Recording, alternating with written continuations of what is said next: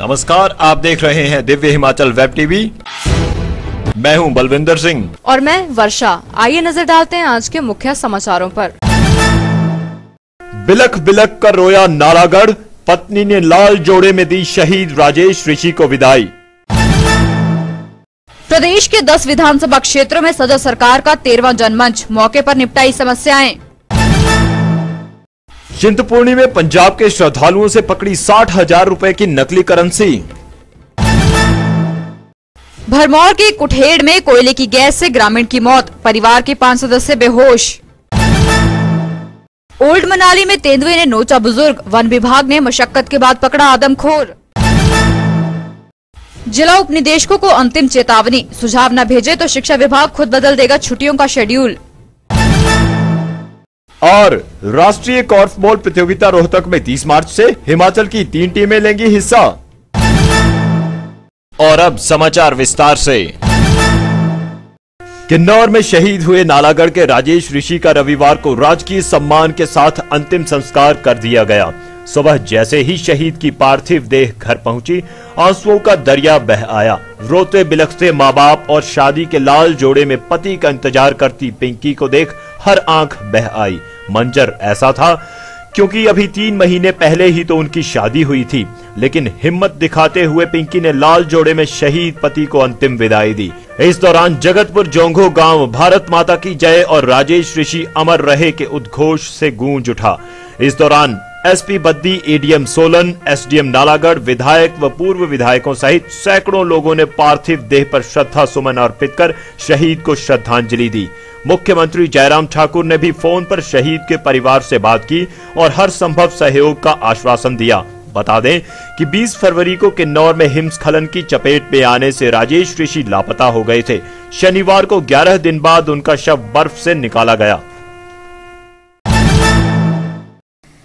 जयराम सरकार का 13वां जनमंच रविवार को प्रदेश के 10 विधानसभा क्षेत्रों में सजा। लोकसभा चुनाव से पहले सरकार का यह अंतिम जनमंच था। इसके तहत जिला ऊना के हरोली में खड नामक स्थान पर खाद्य एवं आपूर्ति मंत्री किशन कपूर ने जनता की समस्याएं सुनी। यहाँ उन्होंने किसान, बागवान सहित अन्य जरूरी प्रमाण पत्र बांटे।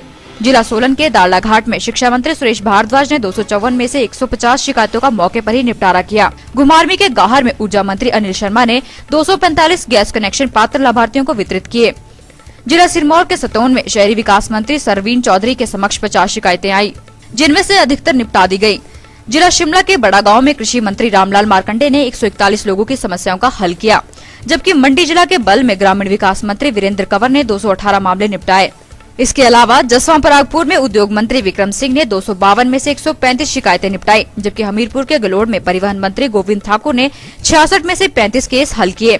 इसी तरह कुल्लू जिला के बड़ा बुइन में सामाजिक न्याय एवं अधिकारिता मंत्री डॉक्टर राजीव सैजल ने 90 में से 55 शिकायतें निपटाई। प्रसिद्ध शक्तिपीठ चिंतपूर्णी में भरवाई मुबारकपुर रोड पर पुलिस ने पंजाब के 4 श्रद्धालुओं से 60,000 की नकली करेंसी पकड़ी है। मामले में 2 पुरुष और 2 महिलाओं को गिरफ्तार कर लिया गया है। पुलिस को सूचना मिली थी कि गाड़ी में सवार पंजाब के श्रद्धालुओं के पास नकली नोट हैं। फिर क्या था, पुलिस ने भरवाई में गाड़ी को चेकिंग के लिए रोका। इस दौरान आरोपियों के पास से 59,700 रुपए के नकली नोट निकले। डीएसपी अंब मनोज जम्वाल ने बताया कि आरोपियों को गिरफ्तार कर अगली कार्रवाई शुरू कर दी गई है। रोकने का इशारा किया लेकिन वो रुकी नहीं, वो नाका तोड़कर भागी, जिसे हमने पीछा करके जो आगे सब्देवी से आगे मुबारकपुर रोड पर उसे काबू करके पकड़ा। पकड़ने के बाद उस गाड़ी की हमने जो तलाशी वगैरह ली तो उसमें कुछ जाली करेंसी नोट 2,000 रुपये के, कुछ 500 के नोट, जाली करेंसी नोट मिले, जो जिसे बैंक का अधिकारी को मौका पर बुलाया, जिन्होंने उन्होंने भी इन नोटों को जाली करेंसी नोट ही बताया है। भरमौर के कुठेहड़ गांव में कोयले की गैस लगने से एक ग्रामीण की मौत हो गई, जबकि परिवार के 5 सदस्य बेहोश हो गए। बताया जा रहा है कि गांव के जंगियाराम शनिवार रात खाना खाने के बाद पत्नी, पोते, पोतियों और दोहते संग कमरे में सोने चले गए। इसी बीच कमरे में रखी कोयले से भरी अंगीठी सुलग रही थी। रविवार सुबह काफी देर तक जब कोई भी कमरे से बाहर नहीं निकला तो पड़ोसियों ने खिड़की से अंदर झांका। भीतर का मंजर देखते ही उनके पैरों तले जमीन खिसक गई, क्योंकि कमरे में सोए सभी लोग बेहोश थे। ग्रामीणों ने तुरंत दरवाजा खोल बेहोश परिवार को अस्पताल पहुंचाया, जहां जंगियाराम को मृत घोषित कर दिया गया, जबकि बाकी परिजनों को उपचार के लिए दाखिल कर लिया। पुलिस ने केस दर्ज कर मामले की जांच शुरू कर दी है। ओल्ड मनाली में तेंदुए ने 67 वर्षीय बुजुर्ग पर हमला कर उसे बुरी तरह से घायल कर दिया। रविवार को आदमखोर तेंदुआ गांव में घूमता रहा, जिस कारण ग्रामीण दहशत के मारे घरों में ही दुबके रहे। कुछ लोगों ने तेंदुए का वीडियो बनाकर सोशल मीडिया पर वायरल भी किया। हालांकि वन विभाग की टीम ने सूचना मिलते ही तेंदुए को पकड़ लिया, लेकिन इससे पहले वह एक बुजुर्ग को जख्मी कर चुका था। बताया जा रहा है कि ओल्ड मनाली में पुल के नीचे तेंदुआ काफी देर तक बैठा रहा और लोगों को डराता रहा। सरकारी स्कूलों में छुट्टियों के बदलाव पर एक भी सुझाव न भेजने पर शिक्षा विभाग सख्त हो गया है। 2 महीने से आदेशों की अनदेखी पर विभाग ने जिला उपनिदेशकों से लिखित में जवाब मांग लिया है। साथ ही मामले को गंभीरता से न लेने पर नाराजगी जाहिर की है। अब उपनिदेशकों और शिक्षक संघों सहित विभागीय अधिकारियों को 5 अप्रैल तक का समय दिया गया है। आदेश है कि अगर तय वक्त पर सुझाव नहीं आते हैं तो उच्च शिक्षा विभाग सरकार के साथ बैठकर खुद ही कोई फैसला ले लेगा। बता दें कि इससे पहले भी जब सरकार ने छुट्टियों में बदलाव को लेकर छेड़खानी की थी तो शिक्षक संगठनों ने खूब जताया था। विरोध इतना था कि सरकार के दबाव में आकर शिक्षा विभाग को 3 घंटे में फैसला पलटना पड़ा। इस बार निदेशक उच्च शिक्षा ने बाकायदा अधिसूचना जारी कर साफ किया है कि सुझाव न दिए तो विभाग खुद शेड्यूल बदल देगा।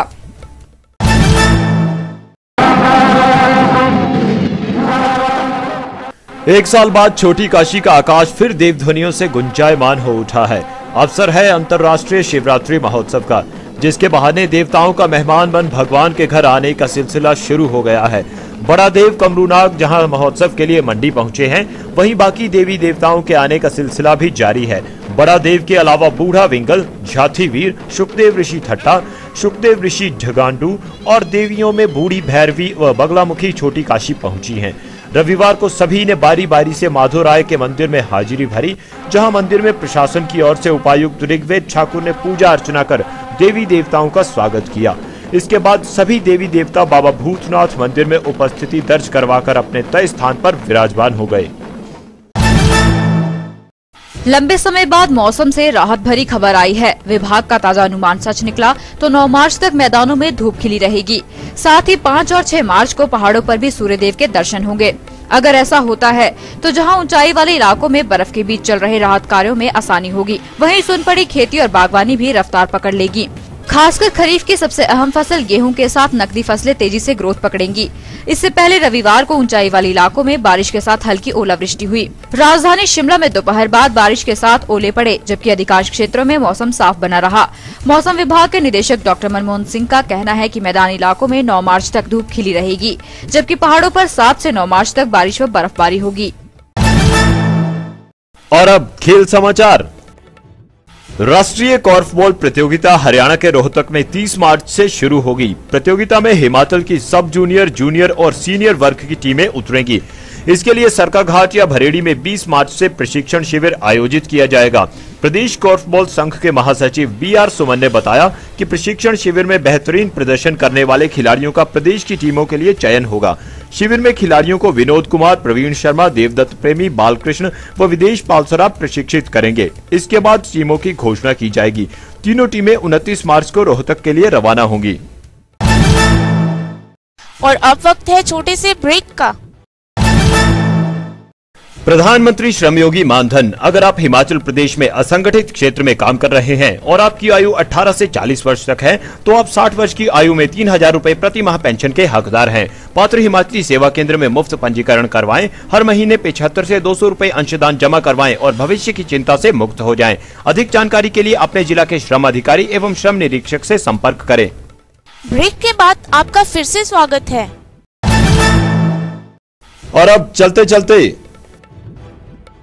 पर्वतीय राज्यों को हिमाचल से सीख लेने की जरूरत। पीटरहॉफ में कॉन्क्लेव के दूसरे दिन उठी आवाज। ऑनलाइन बिजली बिल जमा करवाने पर 10 रुपए की छूट, अप्रैल से शुरू होगी योजना। पीजी करने के बाद डॉक्टरों को हिमाचल में देनी होंगी सेवाएं, फरार चिकित्सकों पर भी कार्रवाई। और असंगठित कामगारों को मिलेगी पेंशन, मुख्यमंत्री मंगलवार को मंडी से करेंगे योजना का आगाज। हिमाचली तड़का में आइए सुनते हैं राकेश भारद्वाज की आवाज में ये कांगड़ी गीत।